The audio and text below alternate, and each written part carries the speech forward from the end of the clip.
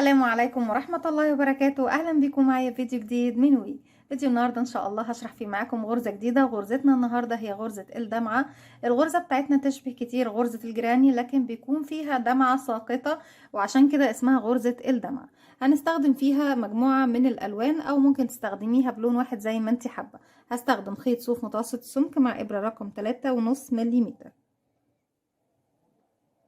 عدد سلاسل البداية الخاص بغرزتنا النهاردة هو مضاعفات رقم 4، وفي النهاية خالص بعد ما بتضاعفي رقم 4 أكتر من مرة بزود سلسلتين. طيب نقدر نعمل بيها ايه؟ نقدر نعمل منها بطانية بيبي، مفرش سرير، تقدري تعملي منها شال مستطيل، كوفية، طاقية، بلوزة، بلوفر، زي ما انت حابة تقدري تشتغلي بيها كل الحاجات اللي ممكن تتوقعيها أو تتخيليها، حتى كمان في تخيلات. هنقول بسم الله الرحمن الرحيم، نبتدي نشتغل بأول لون. في البداية بنسيب مسافة من الخيط، وببتدي ألف الخيط حلقة على الهواء بالشكل ده، وبدخل فيها بالإبرة، ألف الخيط وأخرج منها تاني. طرف الخيط بشده بقى في عقدة البداية.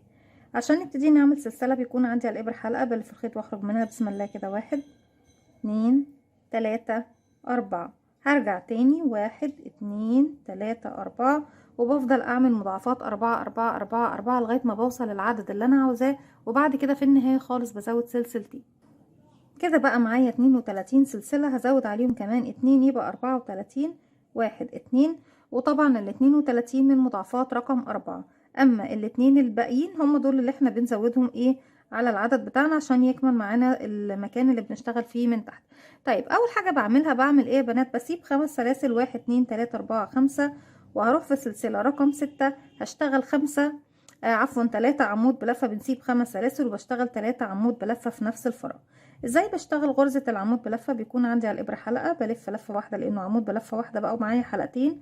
بنسيب 1 2 3 4 5، وفي رقم 6 هدخل هلف الخيط واسحب واخرج. معايا على الابرة 3 حلقات، هلف الخيط واخرج من حلقتين، بتبقى لي 2 هلف الخيط واخرج منهم. تاني مرة، تاني عمود في نفس الفراغ،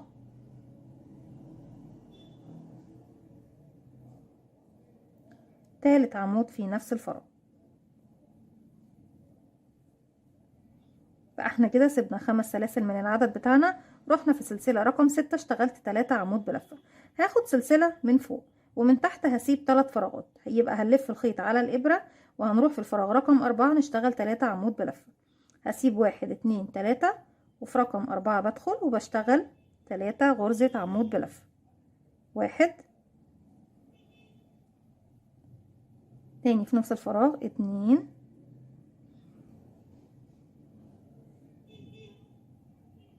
تاني في نفس الفراغ، 3.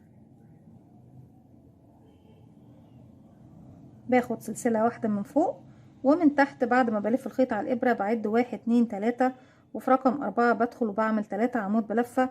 بكمل لغاية طبعا نهاية السطر بتاعي، باخد سلسلة من فوق واسيب تحتها 3 فراغات، وفي الفراغ رقم 4 بنروح نشتغل 3 عمود بلفة. هكمل السطر بتاعي كله، في النهاية ارجع لكم نكمل مع بعض. في نهاية السطر بعد ما اخدت السلسلة بعد اخر 3 عمود بلفة، هروح في اخر فراغ واشتغل غرزتين عمود بلفة في نفس الفراغ. بعد 1 2 3، وفي اخر غرزة بشتغل 2 عمود كده 1، وفي العمود الاخير ببتدي اغير اللون بتاعي. بيكون عندي على الابره حلقه، بلف الخيط بيكونوا حلقتين. هدخل الفراغ بتاعي هو الف الخيط واسحب واخرج. معايا على الابره كده 3 حلقات، هلف الخيط واخرج من حلقتين، هسيب اللون الاخضر، وفي الحلقتين اللي في الجايين دول هسحبهم باللون الجديد. بقفل العقده بتاعتي واسحب اللون الجديد من الحلقتين الموجودين على الابره بارتفاع. 1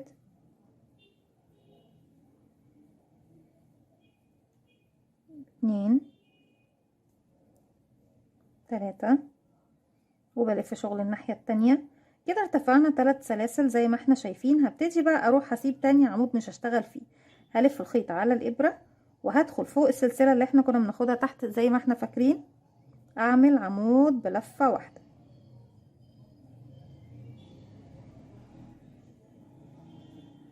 طيب كده عملنا عمود بلفة واحدة فوق السلسلة. شايفين بقى السلسلة اللي في النص تحت دي اللي كنا سايبينها، ال3 سلاسل اللي كنا سايبينهم تحت، هسيب اخر سلسلة، اول سلسلة منهم واخر سلسلة منهم وسلسلة رقم 2 اللي في المنتصف، هدخل واشتغل فيها عمود ب2 لفة ساقط. ازاي طب بنشتغل العمود ب2 لفة الساقط ده؟ بيكون عندي على الابرة حلقة، بلف 1 2 لانه عمود باتنين لفة، بقى معانا 3 حلقات. هسيب بقى السلسلة اللي فوق دي اللي انا اشتغلت فيها العمود بلفة واحدة، وهاجي هنا من تحت في السلسلة رقم 2، يعني بسيب اول واحدة واخر واحدة وباجي في رقم 2 بدخل اهو، ومن ورا كمان بسحب الخيط تاني واخرج بالشكل ده. كده بقى معايا على الابره 4 حلقات، بلف الخيط واخرج من حلقتين بقوا 3، الف الخيط واخرج من حلقتين اتبقوا 2، الف الخيط واخرج منهم. يبقى انا اشتغلت بالشكل دوت على السلسله رقم 2 اللي تحت عمود باتنين لفه ساقط. هرجع الف الخيط مره واحده وبدخل تاني تحت السلسله اللي فوق اللي انا كنت عامله فيها العمود الاول، الفراغ عندي لفوق ده، والف الخيط واخرج واشتغل عمود بلفه واحده. يبقى احنا عملنا ايه في بدايه السطر الجديد؟ احنا كده بنشبه كتير غرزة الجراني، لكن مع اختلاف العمود باتنين لفة الساقط دوت. انا ارتفعت 3 سلاسل، سبت العمود اللي تحت رقم 2، وبعد كده رحت على طول مباشرة اشتغلت فوق السلسلة اللي كنا واخدينها تحت ما بين كل 3 عمود بلفة، عمود بلفة واحد، يعني عمود بلفة واحدة، وبعد كده عمود بلفتين ساقط للسلسلة الاتنين تحت، وبعد كده عمود بلفة واحدة في السلسلة اللي كنا اشتغلنا فيها فوق. هرجع اخد سلسلة، هسيب الثلاث اعمده اللي تحتها، لاني لما باخد سلسله بسيب تحتها 3 فراغات. وهروح فين نشتغل يا بنات؟ هنشتغل بقى مرتين، يعني 3 مرات، مرتين فوق عند السلسله دي 2 عمود بلفه، واحد على اليمين واحد على اليسار، والعمود اللي في المنتصف هيكون ساقط لغايه السلسله رقم 2 من تحت. يبقى بلف الخيط مره واحده على الابره وبدخل فراغي فوق السلسله، الف الخيط واخرج، الف الخيط واخرج من حلقتين اتبقوا 2، الف الخيط واخرج من حلقتين، هرجع الف الخيط 1 2 وهنزل السلسلة رقم 2، يعني بسيب واحد وبروح لرقم 2 بدخل فيها كده بالشكل ده. وبيكون معايا، خلي بالكم السلسلة اللي احنا فوق بردك ده اشتغلنا فيها فوق، الاتنين بيكونوا عندي على الابرة زي ما احنا شايفين اهي، السلسلة الاولى اهي من تحت والسلسلة اللي فوق دي كمان معايا. هلف الخيط واخرج من تحتهم، معايا على الابرة كام حلقة بقى؟ 4. هلف الخيط واخرج من حلقتين بتبقى معاكي 3، هلف الخيط واخرج من حلقتين بتبقوا 2، بلف الخيط واخرج منهم وبفنش العمود باتنين لفة بتاعي الساقط. هرجع الف الخيط مرة واحدة، وعند السلسلة اللي فوق بس بدخل واشتغل عمود بلفة واحدة زي ما احنا شايفين بالشكل ده. بصوا شكلها جميل جدا مميز، وكل ما دخلت فيها مجموعة الوان بيكون حلو قوي. تشبه كتير غرزة قدم الطائر، بس دي مع اختلاف ان هي بتشبه بردك غرزة الجراني. سلسلة وتاني برجع اكرر، بسيب ال3 عمود وبروح فوق السلسلة اللي فوق دي اشتغل عمود بلفة عادي واحدة، لفتين وانزل تحت عند السلسلة رقم 2 بعد 1 2 بدخل، ومن ورا بسحب الخيط تاني واكمل العمود ب2 لفة الساقط بتاعي، لفة واحدة وباجي عند السلسلة اللي فوق تاني واشتغل عمود بلفة واحدة، سلسلة، وبكمل بقى السطر بتاعي كله بنفس الطريقة دي زي ما احنا شايفين. وهرجع لكم تاني نكمل مع بعض. رجعت لكم تاني في نهاية السطر بعد اخر عمود عملته، اخدت سلسلة، هسيب 3 فراغات وهروح للفراغ الاخير اللي هي السلسلة الاخيرة عندي هنا فوق، هدخل واشتغل 2 عمود بلفة، 1 2 بغير فيه اللون، اخرج من حلقتين واخلي الحلقتين الباقيين اسحبهم باللون الجديد.